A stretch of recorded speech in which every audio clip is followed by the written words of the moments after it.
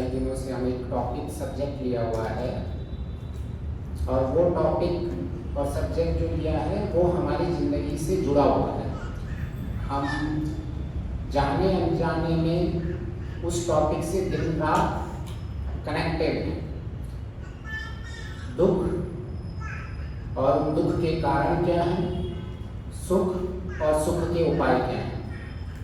हम अक्सर किसी न किसी इसी चीज़ों में अपने कर्तव्य का पालन करते रहते हैं। उनके पीछे यही ड्राइविंग फोर्स है जो हमें आगे बढ़ाते रहते हैं कि आखिर मुझे चाहिए क्या, सुख, मुझे छूटना क्या है दुख से, कैसे दुख छूटेंगे, उनके कारण क्या है, किन कारणों को मैं हटाऊं, किन उपायों को मैं जीवन में लूं।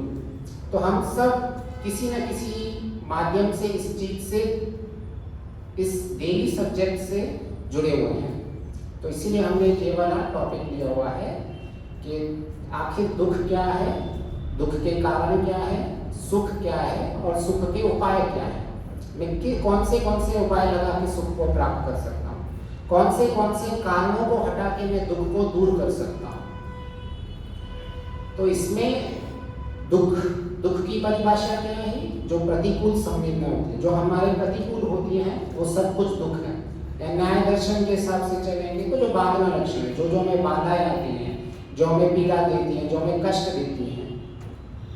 सुख इसका उल्टा, जो हमारे अनुकूल है, जो अनुकूल संवेदना है। तो हाई लेवल सुख और दुख ये है। और दुख का कारण हमने जाना तो दुख का कारण था अज्ञान, अविद्या। और सुख का उपाय क्या है, वो विवेक ख्याति, ज्ञान, विद्या। तो इतना हमने एटलीस्ट, और कैसे प्राप्त करेंगे, हमने कई शास्त्रों को से समझने की कोशिश की। हमने योग दर्शन लिया, हमने न्याय दर्शन लिया, हमने वैशेषिक लिया, हमने मीमांसा की भी बात की थी, हमने रामायण लिया, हमने गीता लिया, हमने सत्यार्थ प्रकाश लिया। इन सारे शास्त्रों का एक सार निकालने की कोशिश की थी और जिन शास्त्रों से हम एटलीस्ट एक कॉमन एजेंडा पे, कॉमन पॉइंट पे आए थे कि ये सब के तरीका ज्ञान प्राप्त करने का, अज्ञान को दूर करने का, अंतःकरण की शुद्धता। हमने इतने सारे शास्त्रों का रेफरेंस इसीलिए लिया था क्योंकि हमारा ज्ञान चाहिए, हमें अज्ञान को हटाना है। लेकिन वो ज्ञान कैसा होना चाहिए, वो ज्ञान प्रमाणिक होना चाहिए। ज्ञान तो आज संसार में बहुत है, ज्ञान की तो कमी नहीं है। सब लोग सब चीज़ों को ज्ञान बोल रहे हैं, जानकारियों को भी ज्ञान बोल रहे हैं, शब्दों को भी ज्ञान कह रहे हैं, साधारण ज्ञानों को भी ज्ञान कह रहे हैं। क्या हमें तत्व ज्ञान क्या होता है, हम उस लेवल की डिस्कशन कर रहे हैं कि आखिर ऐसा वो कौन सा ज्ञान है जिस ज्ञान को प्राप्त करने के बाद मुझे और ज्ञान प्राप्त करने की इच्छा नहीं होती, प्राप्तम प्राप्ति, ऐसी स्थिति क्या हमारी आ सकती है। हम उस लेवल का डिस्कशन कर रहे थे। तो और ये ज्ञान कैसा होता है, ये इसको अगर हम साधारण एक एग्जांपल लेके समझने की कोशिश करेंगे तो ज्ञान तो सब जगह है, प्रकाश तो सब जगह है। जैसे हम सिनेमा हॉल में जाते हैं, राइट, तो सिनेमा हॉल में सिनेमा को जब देखते हैं तब भी प्रकाश होता है, स्क्रीन पे प्रकाश आता है तो हमको सब कुछ दिखता है। तो प्रकाश तो वो भी है। उस प्रकाश में जब हम सारी मूवी देखते हैं और एक ज्ञान होता है कि वो लाइट बंद हो जाती है और एक मेन लाइट सिनेमा हॉल की चालू होती है। और जैसे ही वो लाइट चालू हो जाती है हमें पता चलता है कि अरे ये तो सारा भ्रम था जो मैं देख रहा था, ये तो सब एक नाटकीय रूपांतर था, ये सब नाटक चल रहा था। अचानक हमें एक ज्ञान होता है, लेकिन जब तक 3 घंटे बैठते हैं उसको ज्ञान, उसी को ही प्रकाश को सब कुछ मानते रहते हैं। तो हम कैसे ज्ञान की डिस्कशन कर रहे हैं, ऐसा ज्ञान जो हमें सत्य को लेकर है, जो ज्ञान हमें वो मेन लाइट सिनेमा से चालू होने से हो जाता है। अरे ये तो सब भ्रम था, मैं कैसे इसके अंदर अपने आप को मैंने तदाकार कर लिया था। जैसे कि हम उस सिनेमा में गुम हो जाते हैं और अचानक उसके बाद हमें लगता है अरे ये क्या हो गया, ये तो दुनिया टोटली अलग है। वहां तो मैं रो रहा था, खुश हो रहा था, उन सबको देख देख के कर रहा था। तो ज्ञान तो सब जगह है, कैसा हमें ज्ञान चाहिए वो हमें डिसाइड करना है। वो ज्ञान होना चाहिए निश्चयात्मक ज्ञान, वो ज्ञान होना चाहिए प्रमाणिक ज्ञान, वो ज्ञान होना चाहिए तात्विक ज्ञान, जो तत्वों पे खड़ा हो। तो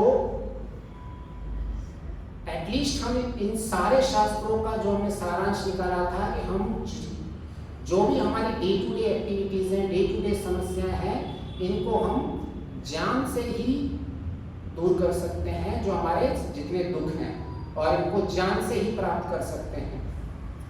और ये ज्ञान कैसा होना चाहिए? जैसे ये ज्ञान इतना परिपक्व होना चाहिए, इतना निश्चयात्मक होना चाहिए कि आधी रात को भी कोई मुझसे पूछे कि आप कैसे अपने लक्ष्य को प्राप्त करोगे, आपके पास रास्ता क्या है, हमारी जो इंफॉर्मेशन इतनी दृढ़ होनी चाहिए। आज हम ओवरलोडेड इंफॉर्मेशन से एग्जीक्यूट करते हैं अपने सारे डे टू डे जॉब। हम कनेक्टिंग डॉट्स कभी नहीं रखते हैं। आज जो आया बस उसको ले लो, जो आया उसको ले लो। किसी से पूछेंगे अच्छा समय में लगाया? नहीं। लेकिन ज्ञान बोल रहा हूं मैं बहुत प्राप्त कर रहा हूं, तो उसको ज्ञान नहीं कहते हैं। आज आपका ज्ञान इतना दृढ़ होना चाहिए कि आप 10 साइकोलॉजिस्ट बैठे हुए हैं, 10 लाइफ कोचेस बैठे हुए हैं, 10 प्रोफेशनल बिजनेस मैनर्स बैठे हुए हैं, 10 पंडित बैठे हुए हैं, 10 विद्वान बैठे हुए हैं, इन सबको आप एक साथ, उनको आपके उस ज्ञान के साथ, उनके साथ आप कम्युनिकेट उस लेवल तक कर सको, ऐसा हमारा ज्ञान परिपक्व होना चाहिए। आज किसी भी लेवल तक हम उस ज्ञान के साथ उस लेवल पे आके उस ज्ञान को उस संस्कारों के थ्रू हम अपने परिभाषित कर सकें। वरना हम सुनते रहते हैं rewiring, reframing of the brain, कितने चल रहे हैं आजकल, और हम जी रहे उसी संसार में। आपको हमेशा ऐसे लोग मिलते रहेंगे कि कोई गीता की बात कर रहा है, कोई रामायण की बात कर रहा है, कोई लाइफ स्किल्स की बात कर रहा है। तो इस सब में ऐसा कैसा ज्ञान मुझे मिल जाए कि मैं इन सबको एड्रेस कर पाऊँ। तो वही ज्ञान अगर किसी ने एक बात संस्कारों को समझ लिया, मैं ऐसे एग्जाम्पल दे रहा हूँ कि अगर हम रूट में समझ जाए तो हमें पेड़ का जितनी पत्ते हैं, कितने फूल हैं, कितने फल हैं, वो सब जानने की जरूरत नहीं है। अगर हमें बीज पता चल जाए कि ये कौन सा बीज है, इसके अंदर जैसा बीज होगा, बीज की कैरेक्टरिस्टिक्स ही आपको सारे पेड़ में दिखेगी। तो अगर मुझे उस बीज का ज्ञान पता चल जाए तो मुझे इतनी सारी मेहनत करने की जरूरत ही नहीं पड़ेगी। I can address everybody. आपके सामने कोई भी आ जाए, बड़ा सा बड़ा साइकोलॉजिस्ट आ जाए, बड़ा सा बड़ा विद्वान आ जाए, बड़ा सा बड़ा कोई बिजनेसमैन आ जाए, आप उस लेवल तक जाके, क्योंकि आपने बीज से ज्ञान प्राप्त किया है। ऐसे ही अगर किसी को संस्कारों से पता चल जाए कि संस्कार कैसे बनते हैं, कैसे कैसे संस्कारों की तनु अवस्था होती है, कैसे कैसे संस्कार उभरते हैं, कैसे कैसे संस्कार हो जाते हैं, तो वो किसी भी लेवल तक एक ब्रेन को समझ सकता है कि मेरा ब्रेन काम कैसे करता है, मैं क्यों कुछ चीजें कर पा रहा हूँ, मैं क्यों चीजें नहीं कर पा रहा हूँ। तो इसी तरह से इस तरह से हमारे ज्ञान की परिपक्वता होनी चाहिए कि किस लेवल का हम ज्ञान प्राप्त करने की यहाँ बात की जा रही है। क्योंकि हर कोई कह रहा है कि मेरा ज्ञान सही है। आप कैसे कह सकते हो कि मेरा ज्ञान ज़्यादा उत्तम है, लकी आर्य का ज्ञान ज़्यादा उत्तम है या किसी और का? हो सकता है आप में से कोई मेरे से ज़्यादा पढ़ते हो, जानकारी होने वाले हो, लेकिन सिर्फ एक ही कसौटी होनी चाहिए, वो प्रमाणों से युक्त होना चाहिए। अगर आपके पास वो प्रमाण है, प्रमाणों से अगर हम युक्त कर पा रहे हैं उस ज्ञान को, तो प्रमाणिक ज्ञान है। नहीं तो वो तात्विक ज्ञान नहीं आएगा, वो एक शाब्दिक ज्ञान में रह जाएगा, या आप पर्सनल इंफॉर्मेशन समझ के उसको रख सकते हैं। तो अभी ज्ञान मुझे प्राप्त करना है तो उस ज्ञान की एक पद्धति होती है, प्रोसेस, कि my purpose is one thing and how to achieve that purpose is the process. तो उस प्रोसेस में बहुत ही सिंपल तरीके से हमारे शास्त्रों में बताया कि आप पहले श्रवण कीजिए, फिर उसका चिंतन मनन कीजिए, फिर उसका निधिध्यासन कीजिए और उसको फिर प्रैक्टिकल कीजिए। इसलिए आपने देखा होगा हम जितना भी डिस्कशन यहाँ करते हैं बहुत ही प्रैक्टिकल एग्जाम्पल्स लेके सिचुएशंस को समझने की कोशिश करते हैं कि क्या ये मेरे डे टू डे एक्टिविटीज में इतना सारा सुन रहा हूँ, उसको मैं क्या साक्षात्कार कर पा रहा हूँ? तो इसमें जितना भी हम ज्ञान को प्राप्त करें, ये प्रोसेस के थ्रू प्राप्त करेंगे तो हमारा ज्ञान परिपक्व रहेगा। तो इसमें ज़्यादातर हमसे गलती कहाँ होती है, या हमारी चूक कहाँ होती है, या हमारी कमी कहाँ रह जाती है? जब हमारा श्रवण प्रोसेस चलता है, जब हम किसी जानकारियों को सुनते रहते हैं और हम उनका चिंतन मनन करने की डायरेक्ट स्टेज में चले जाते हैं। लेकिन श्रवण करने में भी दो कंडीशंस और बताई गई हैं कि आपकी जो ज्ञान को आप सुन रहे हैं वो ज्ञान सिस्टमेटिक होना चाहिए, क्रम से होना चाहिए और पूर्ण होना चाहिए। वो ज्ञान आप ज़्यादा मत सुने, कम सुने, लेकिन वो पूरा एक क्रम से उसको खत्म करें और उसको पूर्णता तक लेके जाए, लॉजिकल कंक्लूजन जिसको बोलते हैं। तो ज्ञान का कंटिन्यूएशन होना बहुत जरूरी है और ज्ञान का क्रम से होना बहुत जरूरी है। लेकिन हमारी भ्रांति क्या होती है, हमें ऐसा लगता है कि मैं जो बहुत कुछ आध्यात्मिक हो, धार्मिक हो या जो भी लाइफ स्किल्स का ज्ञान है बस मुझे प्राप्त करता जाऊँ।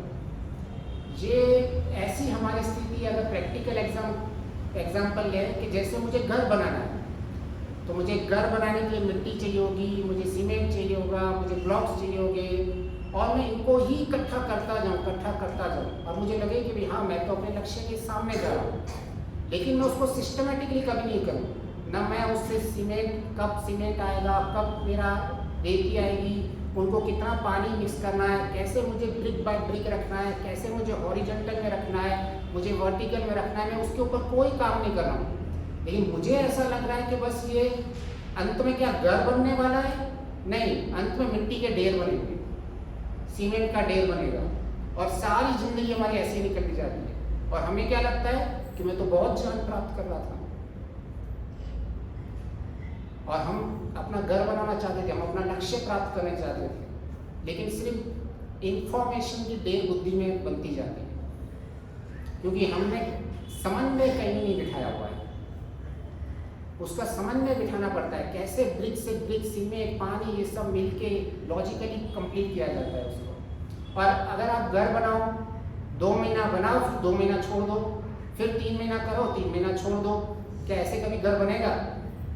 तो ऐसे भी हमारे जानकारियाँ भी ऐसी होती हैं, कभी कुछ जानकारी, कभी कुछ पढ़ लिया, कभी कुछ पढ़ लिया, कभी कुछ पढ़ लिया और कभी 1 हफ्ते के बाद पढ़ लिया, कभी 10 दिन के बाद पढ़ लिया और हम अपने आप को फोर्सफुली सेटिस्फाई करते रहते हैं कि हाँ मैं एक्चुअली एक आर्य समाज में जा रहा हूँ या किसी मंदिर में जा रहा हूँ या मैं ज्ञानात्मक चीज़ों में पढ़ रहा हूँ, तो इसको बोलते हैं फॉल्स सेल्फ सेटिस्फेक्शन, कि हम एक जबरदस्ती अपने आप को सेटिस्फाई करते रहते हैं जिसके अंदर हमारा कोई क्रम से नहीं लिया जाता है, ना उसमें कोई पूर्णता होती है।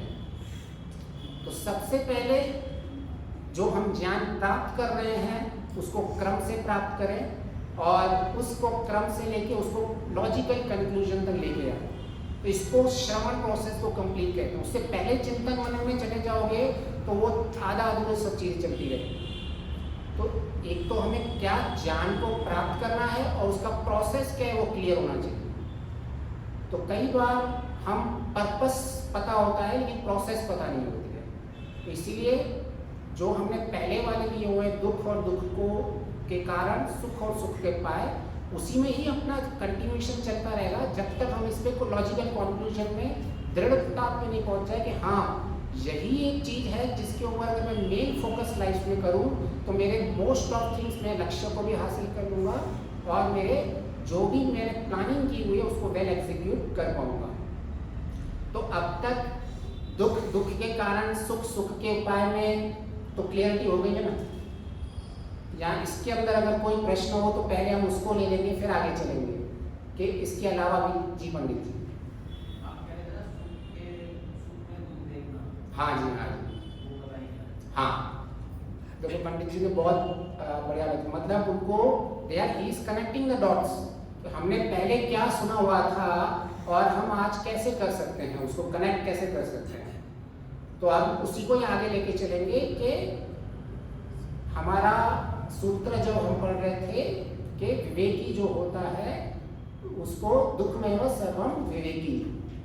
तो हमारा क्योंकि अभी टॉपिक दुख और दुख के कारण है इसीलिए हम इसको डिटेल में रह रहे हैं और हमने इसके सूत्र को पूर्ण किया था कि ताप परिणाम ये सारा किस तरह के दुख होते हैं और इस कौन से दुख की ऋषि बात कर रहा है।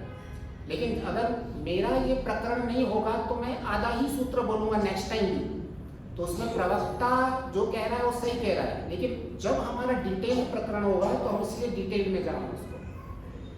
तो सबसे पहले हमने एक फर्स्ट इम्पॉर्टेंट पॉइंट ये थी कि जब भी विवेकी इस संसार में दुख देता है सब जगह, तो उसका पहली कंडीशन ये है कि वो सुख में जो दुख मिश्रित है उस सुख को वो दुख देखता है।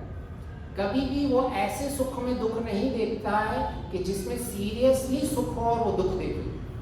तो जब भी विवेकी देखता है तो इस परिभाषा में स्पष्ट होनी चाहिए कि सुख मिश्रित दुख। तो हमने सबसे पहली कंडीशन उस पर वो समझने की कोशिश की थी कि हर वक्त जो हमारा ये भौतिक सुख होता है, भौतिक इंद्रियों से जो हम सुख लेते हैं, वो हमेशा दुख मिश्रित रहता है। जो भौतिक इंद्रियां होती हैं तो वो उसको वहां तक ही सीमित रखना है, मेरी भौतिक इंद्रियां। क्योंकि हमारी इंद्रियां भी दो प्रकार की होती है। रचनात्मक हम अगर इसको देखें इंद्रियों को, तो एक होती है जो हमारी भूतों से बनी हुई है, जो बाहर की इंद्रियां हैं। एक होती है अहंकारिक इंद्रियां, जो अगर सांख्य दर्शन के हिसाब से करेंगे, जो अहंकार से बनी हुई है, जो मन और अंदर की सूक्ष्म इंद्रियां। तो जो बाहर की इंद्रियों से है, उनसे जितना भी सुख है उसमें विवेकी दुख देखता है, क्योंकि उसके अंदर मिश्रित करना होता है। तो हमने कई उदाहरण लिए थे, प्रैक्टिकल एग्जाम्पल, कि रियली जो हमारी प्रोग्रेस होती है वो रियली जब हम दोषों को देखते हैं तभी ही हम आगे बढ़ पाते हैं। तो वो नकारात्मकता नहीं है उसमें कोई भी चीज़, किसी भी चीज़ में दोष देख के उससे दूर होना नकारात्मक नहीं है, ये बहुत ही सकारात्मक है। क्योंकि फिलॉसफी है हेयम दुखम अनागतम, कि आने वाले दुख को मैं कैसे कम करूं। जब तक मैं उस दुख को देख नहीं पाऊंगा, उस दुख के कारण नहीं समझ में आएंगे, तो मैं उस दुख को दूर कैसे करूंगा। तो इसीलिए विवेकी दुख को पहले ही जान देता है, अरे इसमें तो दुख है बहुत। तो और दूसरा ये हमने स्पष्ट किया था कि दुख देखना अलग चीज है और दुखी होना अलग है। हम इसमें बहुत कंफ्यूज हो जाते हैं कि दुख को देखने का मतलब ऐसा होता है कि मुझे दुखी होना है या इसमें बहुत दुख है। दुख आप देख रहे हो, कहाँ दुख है, किस मटेरियल में दुख है, किस रिलेशन में दुख है, लेकिन इसका मतलब ये नहीं कि आपको दुखी होना है। ये दोनों अलग अलग चीजें हैं। तो बहुत सारे लोग जब सुनते हैं कि सब जगह दुख देना है, तो वो बहुत ही लो एनर्जी में चले जाते हैं। तो उसमें लो एनर्जी में जाने की जरूरत नहीं है। This is the art of living. हम कौन से भी प्रोफेशनल में हो, हम वहां पहले दुख को देखते हैं, तभी हम उसको दूर कर पाते हैं। तो दुख देखना अलग बात है और दुखी होना अलग बात है। अच्छा, ईश्वर को दुख की परिस्थितियां आती होंगी, एक प्रैक्टिकल, क्योंकि हमने यहाँ देखा है कि हम जब भी बात करेंगे तो प्रैक्टिकल करेंगे, क्योंकि ज्ञान तो हम पता नहीं कितने जन्मों से हासिल कर रहे हैं, पता नहीं कितने जन्मों से सुन रहे हैं शब्द ज्ञान। माता जी बहुत सही बोलती है कि जब तक व्यवहारिक नहीं होगा ज्ञान, तब तक वो रियली ज्ञान नहीं कहलाएगा। तो क्या ईश्वर को दुख की परिस्थितियां आती हैं? बहुत ही फंडामेंटल क्वेश्चन है। हाँ जी, नहीं आती। अच्छा, इंद्रियां ही नहीं है जिससे वो दुखों को इनवाइट करे या ठीक है, ये भी एक है कि दुख इंद्रियां ही नहीं है। ओके, अच्छा, थोड़ा इसको अभी देखते हैं। जब बच्चे सही काम नहीं करते या बच्चे जब उल्टा काम करते हैं कोई, तो क्या माँ बाप को दुख होता है? माँ बाप के लिए दुख की परिस्थिति होती है। वो कोई सपोज कोई बच्चा हो, बहुत ही गलत काम करता हो, उस परिस्थिति की दुख की परिस्थिति माँ बाप के लिए होती है या नहीं होती है? स्वाभाविक से होती है। तो ईश्वर क्या है हमारा? ईश्वर भी मेरे माता पिता है, वो तो परम पिता है। तो मैं अगर गलत काम करता हूँगा, मैं अगर दुष्प्रचार करता रहूँगा, मैं दुर्व्यवहार करूँगा, मैं सारे भ्रष्टाचार में इन्वॉल्व होगा, तो दुख की परिस्थिति मेरे पिता के साथ होगी या नहीं होगी? मेरे उस परिस्थिति में आएगी या नहीं आएगी वो परिस्थिति? हाँ, देखो माता जी ने मैं मतलब इतने सारे जितने भी मेरी प्रस्तुतियां हैं, मैं बार बार यही चीज कहना आता हूँ कि दुख की परिस्थिति होना अलग बात है और दुखी होना अलग बात है। क्योंकि ईश्वर में राग द्वेष नहीं है, उसको बच्चों की पूरा उसका इंतजाम करता रहता है कि मेरे बच्चे सही मार्ग पे चले। आंतरिक मन में हमेशा वो भय शंका लज्जा को उत्पन्न करता रहता है, लेकिन वो राग से ग्रस्त नहीं है। इसीलिए उसके आसपास दुख की परिस्थिति होते हुए भी वो दुखी कभी नहीं होता। उसके बच्चे खराब काम कर रहे हैं लेकिन वो दुखी नहीं होता है, क्योंकि वो ज्ञानी है, उसका ज्ञान अनंत ज्ञान है, उसमें राग द्वेष कुछ भी नहीं है। इसी तरह से हमें जीना है, हमारा टारगेट भी ईश्वर की तरह ही होना चाहिए। अंत में हमें करना क्या है, उसके जैसा ही गुण कर्म स्वभाव बनाना है। क्यों स्तुति कर रहे हैं हम? क्योंकि हमें ईश्वर जैसा बनना है। ईश्वर के सामने भी सारे संसार में दुख की परिस्थितियां आ रही है लेकिन वो दुखी नहीं हो रहा है। इसलिए जब विवेकी दुख देख रहा भी है तो इसको गांठ बांध लीजिए कि वो दुखी नहीं होता है। क्योंकि कई बार हम इस चीजों को मिक्स कर देते हैं, दुख देखना और दुखी होना, ये दोनों अलग अलग परस्पर विरोध है। मतलब विरोध तो नहीं कह सकते, जिनको अभी ज्ञान है देन बोथ आर डिफरेंट, लेकिन जिनके लिए ज्ञान है उनके लिए विरोध है, वो कभी दुखी नहीं होंगे। ईश्वर कभी दुखी नहीं होगा क्योंकि ये उसके स्वभाव से विरुद्ध है। तो जी पंडित जी, आपका प्रश्न है?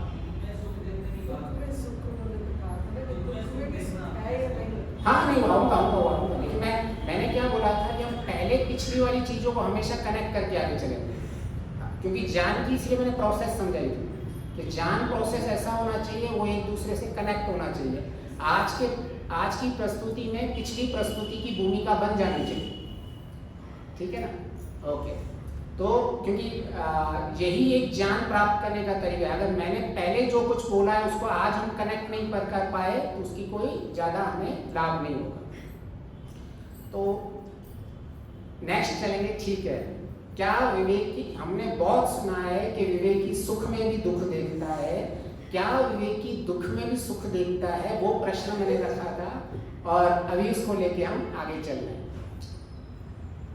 तो दुख की हमने परिभाषा को और दुख के जब हमने डिटेल में समझा था तो हमने दुख को, जब विवेकी इंसान होता है, बुद्धिशाली इंसान होता है, निश्चयात्मक जिसकी बुद्धि होती है, जिसकी बुद्धि एक बुद्धि होती है, उस तरह की बुद्धि जब बन जाती है तो उसको सही सही ठीक ठीक सब कुछ दिखने लग जाता है कि ये हाँ, ये अभी गुलाब जामुन तो है, ये अभी मिठाई तो है, लेकिन ये मिठाई डालडा घी से बनी हुई है, मुझे नहीं चाहिए डालडा घी मिठाई। तो उसको दिख रहा है सब कुछ विवेकी है। लेकिन जिसको मीठा खाने की आदत होगी, जिसको लेकिन राग होगा मीठा से, उसको वो आइदर जाने या नहीं जाने फिर भी खा लेता है। तो विवेकी का मतलब उसका इंद्रियों पे भी संयम होता है और ज्ञान पूरा, जैसा तात्विक ज्ञान है वैसा तात्विक ज्ञान रहता है उसको। अभी जब हम सुख की परिभाषा करें तो हमें कुछ न कुछ सुख के शब्द क्लियर हो जाने चाहिए। जब हम शब्द सुख यूज करते हैं, सुख कई प्रकार के हो सकते हैं। जैसे किसी को सिगरेट पीते भी वो कह सकता है कि मुझे सुख मिल रहा है, क्या हम उसको नकार सकते हैं? कोई कहता है मैं शराब पी के भी सुखी हूँ, क्या हम उसको नकार सकते हैं? कोई कहता है कि भाई शब्द तो वो सुखी यूज कर रहा है, उसको इंद्रिय बौद्धिक इंद्रियों से तृप्त हो रहा है, उसने नशा करके बैठा है, कोई उसके लिए टेंशन नहीं है। तो उस सुख की परिभाषा आपको बतानी पड़ेगी। जब भी वो सुख कह रहा है कोई, तो तामसिक सुख, ठीक है। फिर एक लोग पैसा कमा रहे हैं, बहुत सारा पैसा कमा करके सुख प्राप्त करना चाहते हैं, सारा दिन आसक्ति लगी हुई है चीज़ों के अंदर, इसको आप मान सकते हैं ऐसा राजसिक सुख। फिर एक होता है सात्विक सुख। सात्विक सुख होता है, जैसे मैं कहूँ कि आपका मन शांत और प्रसन्न है, लेकिन मैंने सुख शब्द यूज नहीं किया, लेकिन वो भी सुख की कैटेगरी में आएगा ना, कि मेरा मन प्रसन्न और शांत है। तो जब मैं ये शब्द भी यूज करूंगा तब भी उसको सुखी ही कहेंगे। फिर एक कहते हैं चौथा, इसको, इस सुख को ईश्वर का आनंद कह लीजिए, निर्गुण सुख कह लीजिए, सुख की पराकाष्ठा कह लीजिए, ये होगा ईश्वर का सुख। तो जब कोई सुख बोले आपको, या जब आपको कोई दुख बोले, तो आपकी बुद्धि में सुख के इतने विभाजन आ जाने चाहिए कि जब कोई कह रहा है कि सुख में दुख देखना, तो कौन से सुख में और कौन से दुख की बात कर रहा है। वो भौतिक सुख की बात कर रहा है, भौतिक इंद्रियों की बात कर रहा है। वो तब ऐसा नहीं कह रहा है कि जो आपके मन में प्रसन्नता है, जो आपके मन में शांति है, जो मन में सत्व गुण है, उसको भी आप दुख मानो। तो ऐसा नहीं कह रहा ऋषि, क्योंकि ये भी एक सुख ही है। आपका मन प्रसन्न हो, आपका मन शांत हो, और यही आपका सबसे बड़ा सुख रहता है जब तक आपके पास ईश्वर का सुख नहीं मिलता। क्योंकि कई बार लोगों के पास ये शिकायत रहती है कि हमने तो सांसारिक सुख छोड़ दिया। आप तो बड़ी बड़ी बात कर रहे थे कि इसमें सुख नहीं है, इसमें सुख नहीं है, इसमें सुख नहीं है, लेकिन मुझे यहाँ ईश्वर का सुख नहीं मिल रहा है, तो वो बंदा कहाँ जाएगा? और ये this is a natural phenomena, most of things going on. जिसने संसार का सुख छोड़ लिया और ईश्वर के सुख के पीछे भाग रहा है, ना ईश्वर का सुख मिल रहा है, ना संसार का सुख मिल रहा है। बहुत लोगों की ये स्थिति है। तो ऐसे लोग क्या करेंगे? ऐसे लोगों को, हम जैसे लोगों को सबसे पहले सात्विक सुख को समझना पड़ेगा कि मेरा ये सात्विक सुख क्या होता है। इसीलिए ऋषि ने सारी, जब समाधि प्राप्ति की भी बात चल रही है, तब सारे उपाय बताए हुए हैं। आप कैसे उपाय प्राप्त कर सकते हो? कोई बोलेगा आप तो बड़ी बड़ी बातें करते हो, लेकिन मैं तो संसार में जी रहा हूँ, मैं कैसे इस चीज में अपने चित्त को प्रसन्न रखूं? तो चित्त प्रसादन का व्यवहार बताया हुआ है सीधा, कैसे मैं सुखी लोगों के साथ व्यवहार करूं, कैसे मैं दुखी लोगों के साथ व्यवहार करूं। पूरा ऋषि ने पूरा इसी व्यवहारिक ज्ञान दिया हुआ है। क्या क्या किया है उसके अंत में? चित्त प्रसादम। चित्त प्रसाद मतलब जिस प्रसाद से मेरा चित्त प्रसन्न होता है। तो उसको भी पता है कि मेरे जो बंदे हैं, सबको पता है कि उनको डायरेक्ट ईश्वर का सुख मिलना अभी तक समय लगेगा। तो तब तक उसे इस संसार में जो जी रहा है, तब भी उसके पास प्रसन्नता का एक स्किल होना चाहिए कि मैं कैसे प्रसन्न रह सकूं। तब वो ये नहीं सोचता है कि मुझे ईश्वर का सुख चाहिए, अभी ये सोच रहा है कि मैं भी सात्विक सुख की स्थिति में हूं, तो मैं कैसे सात्विक सुख को प्राप्त करूं। वैसे भी संप्रज्ञा समाधि तक तो आपको सात्विक सुख के ही सहारे ही चलना है। आप कितने भी बड़े विद्वान क्यों नहीं हो, भाषा में, संस्कृत में, व्याकरण में, कितने भी दर्शन वेद कुछ नहीं पढ़े, जब तक आपकी प्रैक्टिकल स्थिति संप्रज्ञा समाधि को क्रॉस नहीं करते, तब तक तो ईश्वर का साक्षात्कार करना पॉसिबल ही नहीं है। जी हाँ, मैं बोल रही संप्रज्ञात तक कौन सा आसान है। और सोचो, हमने अभी तक हम ध्यान में सब चीजों में घूमते रहते हैं, हम संप्रज्ञा समाधि के बाद का स्टेट अभी एक्सपेक्ट कर रहे हैं कि मुझे अभी ईश्वर का आनंद मिल गया। तो क्यों? क्योंकि मुझे सुख की परिभाषा ही क्लियर नहीं है। मुझे पता ही नहीं है भौतिक सुख क्या है, मुझे पता ही नहीं है सात्विक सुख क्या है, मुझे पता ही नहीं है कि मुझे शांति किसको कहते हैं, प्रसन्नता किसको कहते हैं, और आनंद किसको कहते हैं। जब तक इन परिभाषाओं में क्लियरिटी नहीं होगी, हम ऐसे ही असमंजस में बैठे रहते होंगे। और कई लोग इस समस्या से जूझ रहे हैं कि जिन्होंने संसार में दुख देखना स्टार्ट कर दिया है, संसार से सुख नहीं ले रहे हैं, और एक्सपेक्टेशन है डायरेक्टली ईश्वर का सुख और ईश्वर का आनंद, और वो हमेशा चिंताग्रस्त में रहते हैं। क्यों? समन्वय नहीं। जब तक ये समन्वय नहीं बैठेगा, तब तक जीवन में उन्नति नहीं होगी। तो मैं हर बार कहता हूँ, ज्ञान बहुत है, कर्म बहुत है, इस ज्ञान और कर्म का समन्वय होना बहुत जरूरी है। आप गीता पढ़ लो, रामायण बोल दो, सब में यही आ रहा है। अर्जुन की स्थिति देख लो, युद्ध में जाके क्या कर रहा है,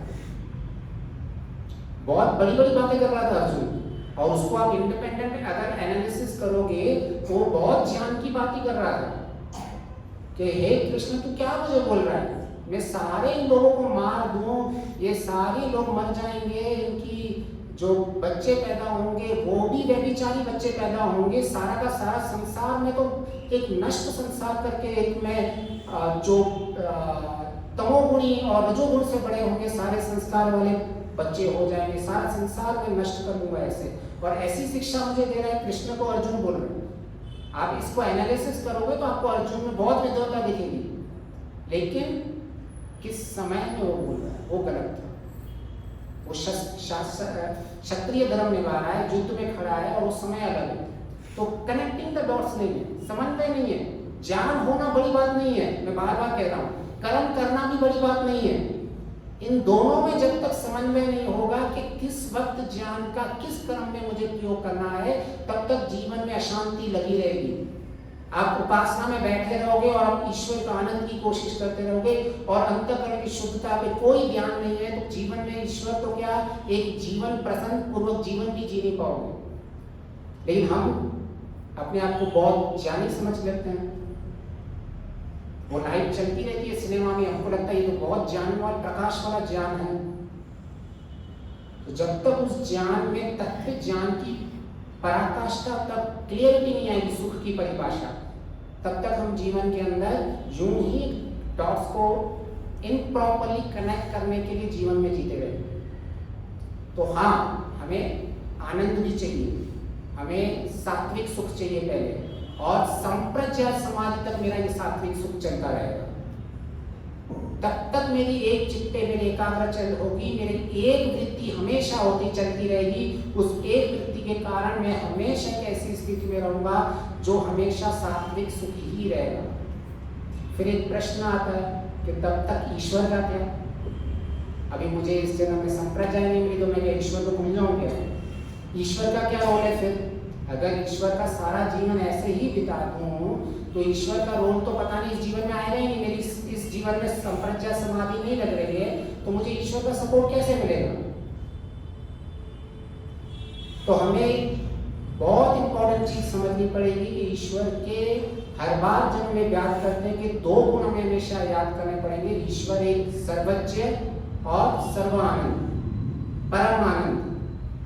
हम एक परम आनंद को प्राप्त करने के लिए लक्ष्य में जा रहे हैं, और ईश्वर की जो सर्वज्ञता है, उसका ज्ञान है, उस ज्ञान से हमें कंटिन्यूसली ईश्वर की सहायता मिलती रहती है, और उस ज्ञान से हमारा सत्व गुण प्रदान बढ़ता रहता है और हमें आनंद सुख प्राप्त होता रहता है, हमारा चित्त शांत होता रहता है।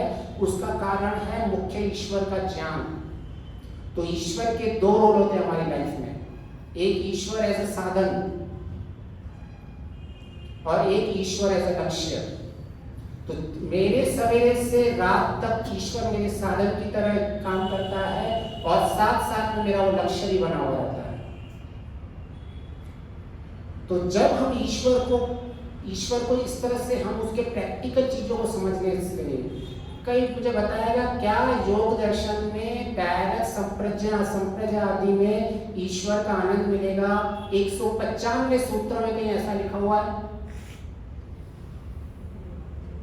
क्या कोई भी ऐसा बता सकता है कि सारे के सारे योग दर्शन में ऐसा लिखा हुआ है? कहीं ना कहीं उन्होंने कहा क्या है, ईश्वर परिणाम, जो ईश्वर परिणाम एक उपाय बताया है समाधि के लिए।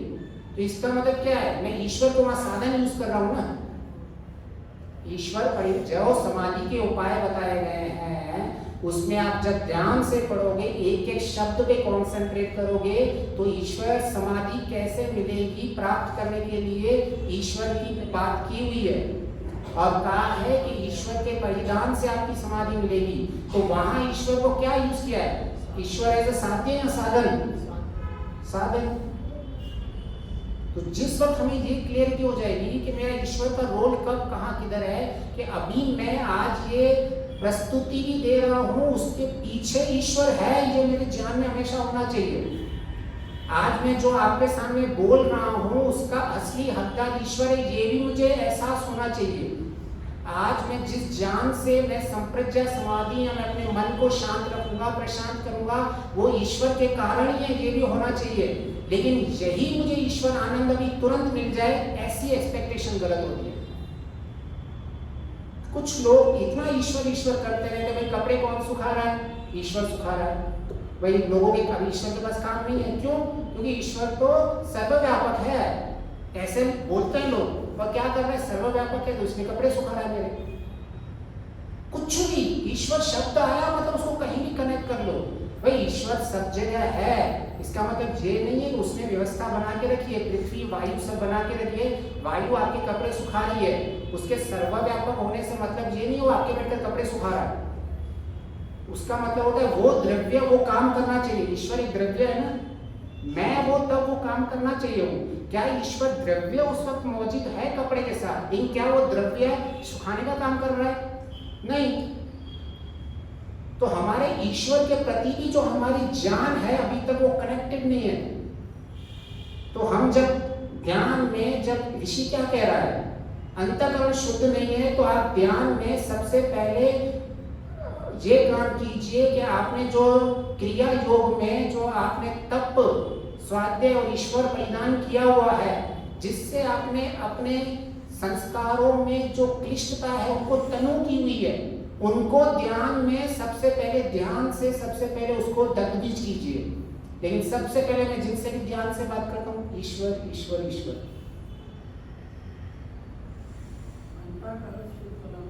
बहुत जरूरी है, और उस अंतःकरण शुद्ध के लिए भी सहायता ईश्वर ही करने वाला है।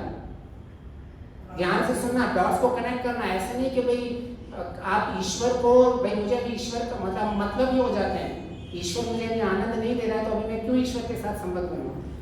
कई जने ऐसे बोलते भी हैं कि ऐसे ईश्वर के साथ अभी मैं संबंध बना के क्या करूं कि मुझे ईश्वर आनंद नहीं दे रहा है। लेकिन हम भी ऐसे बहुत संबंध बनाते हैं जिससे हमें सुख बाद में प्राप्त होता है, लेकिन उस वक्त हमें ज्ञान प्राप्त होता है। हम स्कूल में क्यों जा रहे हैं, हम ये सारी डिग्रियां क्यों प्राप्त कर रहे हैं, हमारी नौकरी तो बाद में लगने वाली है, लेकिन तब तक तो उसका मैं टीचर का, जो उनके टीचर या बाद में जो भी है, तब तक तो मैं उसको धन्यवाद करता रहूंगा ना। उसके प्रति मेरे लिए हमेशा एक ग्रेटिट्यूड बनता रहेगा, उसके लिए कृतज्ञता हमेशा रहती रहेगी कि आज मैं जिससे ज्ञान प्राप्त कर रहा हूँ वही कल मुझे खड़े होने के लायक रख रहा है। तो आज मेरी जब ईश्वर के साथ ध्यान में बैठा हूँ तो मुझे पता रहना चाहिए कि जब मैं ऋतं च सत्यं च बोल रहा हूँ तो उसका क्या मतलब है। जब मैं वेद मंत्र बोल रहा हूँ उसका क्या मतलब है। सारी संध्या को उठा के बोल दो, संध्या पहले से लास्ट तक सिर्फ एक ही बात करती है कि आप अपने अंतःकरण को शुद्ध करो, वाक से लेकर अपनी वाणी को शुद्ध करो, अपने गले में पवित्र कीजिए, सारा ठीक है, अंत में पूरा ही पूरा ईश्वर मुझे पवित्र कर दे। तो जब ये श्योर हो जाएगा तो आप जब ध्यान में बैठते हैं तब आपकी एक्सपेक्टेशन क्लियर हो जाएगी। तब आपको पता चलेगा कि मुझे एक्चुअली ध्यान में भी करना क्या है। बहुत सारे लोग डायरेक्टली ईश्वर के साथ कनेक्शन करने की कोशिश करते हैं। चलो एक थोड़ी और गहरी बात कर लेता हूं। हम ईश्वर को प्राप्त नहीं करते हैं कभी भी, ईश्वर हमको अपने आप को प्राप्त करवाता है। हम ईश्वर को नहीं जानते, ईश्वर हमें जनाता है। ये चीज क्लियर होनी चाहिए। तो आप क्या कर सकते हो, ज्यादा से ज्यादा एक बच्चे हो अपने माँ बाप को प्राप्त करने के लिए क्या कर सकता है एक बच्चा। माँ खड़ी है उधर, उसको पता है मेरी माँ साड़ी पहन के खड़ी है, 3-4 लेडीज खड़ी है, तो बच्चा क्या कर सकता है, बच्चा वहां अपने आप को धीरे धीरे माँ की पैरों तक जा सकता है, लेकिन माँ की छाती पे जाके नहीं बैठ सकता है। अभी वो माँ है, उसको उठा के गले से लगाएगी, लेकिन हमारी एक्सपेक्टेशन क्या है कि मैं जंप करके ईश्वर की गोद में चला जाऊं। है या नहीं, सीरियसली बोलो, बी वेरी फैक्ट। लेकिन हमने अपने आप को उसके लिए अधिकारी बनाया ही नहीं। हम दिन रात अपनी प्रार्थनाओं में बोलते रहते हैं, हे ईश्वर मैं अधिकारी बनूं। और हर वेद मंत्र में देखो, वेद मंत्र भी क्लियरली बोलते हैं कि मैं ऐसा अपने आप को बना दूं कि मुझे ईश्वर प्राप्त हो जाए। और देखो ईश्वर तो पहले से ही है, ईश्वर तो तत्पर बैठा हुआ है, आपको कुछ करने की जरूरत ही नहीं पड़ेगी। वो सूरज की तरह है, हमने पर्दे लगा के बैठे हुए हैं और हम ऐसे एक्सपेक्ट करते हैं कि ये पर्दों को तोड़ के सूरज की रोशनी मुझे मिल जाए, और पर्दे तो हमने खोले नहीं है। कोई पर्दा खोल देगा तो ग्लास में सारी मिट्टी लगी हुई है, उस मिट्टी को भी हटाई नहीं है। ऐसे ही हम अपने अंतःकरण को अशुद्ध करके ईश्वर के साथ बैठ नहीं सकते हैं। तो हम जब ईश्वर की संध्या करते हैं तो संध्या में आप एक एक मंत्र को ध्यान से पढ़िए। हर जगह पवित्रता करने की बात है, अंतःकरण को शुद्ध करने की बात है। और जब हम ईश्वर की स्तुति करते हैं, प्रार्थना करते हैं, तब भी हमारा लक्ष्य क्या होता है। स्तुति का फल क्या बताया ऋषि ने, एक तो ईश्वर से प्रीति होती है, राइट। दूसरा है ईश्वर के गुण कर्म स्वभाव जैसा बनने का हम प्रयत्न करते हैं, यही तो ईश्वर की स्तुति है। फिर प्रार्थना क्यों कर रहे हैं, प्रार्थना के क्या फल बताएं कि सबसे पहले मेरा अहंकार नाश होता है, उससे बाद मुझे उत्साह मिलता है, और मेरी प्रार्थना में ईश्वर सहायता करता है। अंतःकरण का जो अहंकार है वो सबसे बड़ी मलिनता है। जब आपको ये स्वीकार करेगा, जब मैं ईश्वर से भी प्रार्थना कर रहा हूं कि हे ईश्वर, जो मेरा ये प्रार्थना के अंदर मुख्य लक्ष्य है कि मेरा अहंकार नाश हो जाए। आज हर जगह मैं अपने आप को ऐसे सोच रहा हूं कि भाई सब कुछ मेरी वजह से ही हो रहा है। जब हम सवेरे से उठ जाते हैं, इतनी वैल्यू दे देते हैं हम अपने आप को कि मेरी वैल्यू के बगैर तो कोई कुछ कर ही नहीं सकता है। तो ईश्वर जैसे ही रोल में आता है, ऐसा हमारा अंतःकरण शुद्ध होता रहता है। तो ईश्वर का रोल भी साधन पूरा अंतःकरण के शुद्ध करने में है। वरना लोग कंप्लेन करने लग जाएंगे कि भाई यार आपने तो कैसे कर दिया ईश्वर, जब तक आप नहीं चाहोगे तब तक तो कुछ होगा नहीं, तो मैं क्यों मेहनत करूं। तो बोलते हैं चिंता मत करो, मैं आपके साथ साधन के रूप में हर वक्त आपके साथ। मुझको यूज करो, मुझे प्रयोग करो, मेरे साथ जो जो है मेरे गुण कर्म स्वभाव को अपनाओ, मुझ पे प्रार्थना करो, उस प्रार्थना का लाभ भी तुम ही उठाओ। सब कुछ का लाभ आप ही को ही है। तो उस लाभ में हम ईश्वर को सही सही ढंग से समझ पाएंगे। उसके लिए बहुत जबरदस्त डिटर्जेंट भी दे दिया है। वे अंतःकरण का शुद्धता करनी है तो जैसे हमारे कपड़ों के लिए क्या आता है, एरियल, सर्फ एक्सेल, सबसे बड़ा मस्त डिटर्जेंट दे दिया है। प्रतिपक्ष भावना, ये एक ऐसा डिटर्जेंट दे दिया है कि आप कितनी भी बड़ी से बड़ी मलिनताओं को धो सकते हैं। क्रिया योग में दिया है ना पंडित जी कि कैसे मैं इन सबको मलिनताओं को दूर करूं। तो पहले तीन साधन लगा दिए, तब स्वाद ईश्वर परिणाम। चौथे में बोले और भी बोले प्रतिपक्ष की भावना लेके आओ, मस्त डिटर्जेंट है। ठीक है, तो अभी हमारा मुख्य था एक कि दुख में सुख विवेकी क्यों देखता है। तो हम सुख की परिभाषा में ले रहे हैं, तो वो सुख जो देखता है, सुख को अभी हमने तीन परिभाषाएं और दी। मुझे अगर किसी चीज से लाभ होता है तो क्या मैं कहूँगा कि ये मेरे लिए सुखदायक है। मुझे लाभ, पर्सनल लाभ हो किसी सर्कमस्टेंसेस में, किसी क्राइटेरिया में, किसी जगह से मुझे आज बिजनेस में 1 लाख रुपए का लाभ हो, तो वो इंसान दुखी होता है या सुखी होता है? सुखी होता है।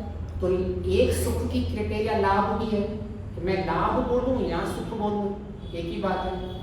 दूसरा हमने बोला कि शांत चित्त, शांत मन, कि जितना जितना मेरा मन शांत रहेगा उतना उतना मैं अपने आप को सुखी महसूस करता हूँ। प्रैक्टिकल देखा है हमने कि कैसे हम चिड़चिड़े होते हैं, गुस्से में होते हैं, और जब हम शांत मन से होते हैं तो कैसे सुख अपने आप को महसूस करते हैं। तीसरा प्रसन्न, अगर मैं प्रसन्न रहता हूँ जितना जितना, उसमें मैं कितना सुख को प्राप्त कर सकता हूँ। तो ऋषि ने कहा है कि प्रसन्नता के बगैर तो आपका ध्यान भी नहीं लगेगा, तो वो सुख तो प्राप्त करना ही पड़ेगा। अगर आपने ऐसा मान के रखा है कि इस संसार में सब कुछ दुख ही दुख है, तो फिर तो कभी संप्रज्ञा समाधि भी नहीं लगने वाली किसी की, जिसमें सर्वम विवेकी एवं विवेकी वाले को एक रूढ़ भाषा में पकड़ लिया था। क्योंकि आपको तो संप्रज्ञा समाधि के लिए प्रसन्नता, ये सब कुछ चाहिए, एकाग्रता, सत्वगुण प्रधानता, तभी आपका ध्यान लगने वाला है। तो सुख में एक लाभ दिखना चाहिए, एक प्रसन्नता दिखनी चाहिए और मन शांत दिखना चाहिए, तो मैं कह सकता हूँ कि मुझे सुख प्राप्त हो रहा है। अभी हम दुख की परिस्थितियां दिखाइए, कोई कोई कोई कोई भी दुख की परिस्थिति बोल सकता है अभी। अच्छा, कोई कौन सी भी वर्स्ट की वर्स्ट परिस्थिति में कभी भी ऐसा कुछ है कि आप पॉजिटिव सोच सकते हो? वर्स्ट की वर्स्ट परिस्थिति, क्या आप किसी आतंकवादी के लिए पॉजिटिव सोच सकते हो? उस सिचुएशन, आतंकवादी के लिए नहीं, आतंकवादी का प्रश्न चल रहा है और आपको पॉजिटिव और सुख पैदा करना है अपने लिए। वो हमारे अंदर है कि परिस्थिति डिसाइड नहीं करती है कि हमारे अंदर सुख या दुख हो, हम कैसे करते हैं, हमारी स्थिति डिसाइड करती है। तो कम से कम मैं किसी आतंकवादी को देख के ये तो बोल सकता हूँ, चलो ईश्वर तेरी कृपा है कि मैं वैसा नहीं।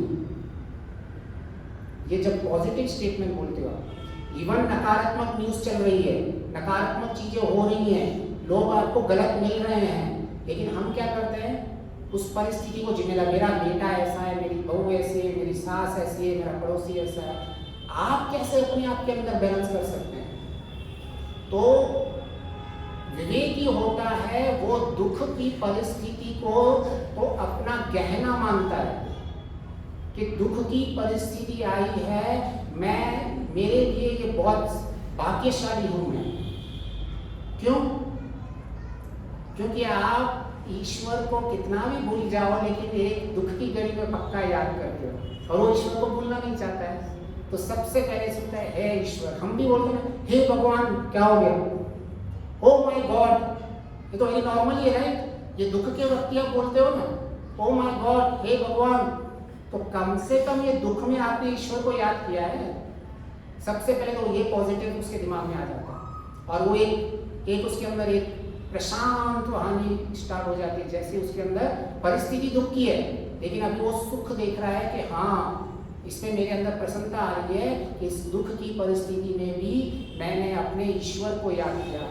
हे ईश्वर, क्या तेरी महिमा है, इस परिस्थिति से भी मेरा उद्धार हो रहा है। अभी आपका उद्धार हो रहा है, आपके जीवन में प्रगति हो रही है और आपके जीवन में इतना लाभ हो रहा है, तो क्या कोई दुख की परिस्थिति दुखी हो सकती है? आप दुखी नहीं हो रहे हो, इंपॉर्टेंट वो है।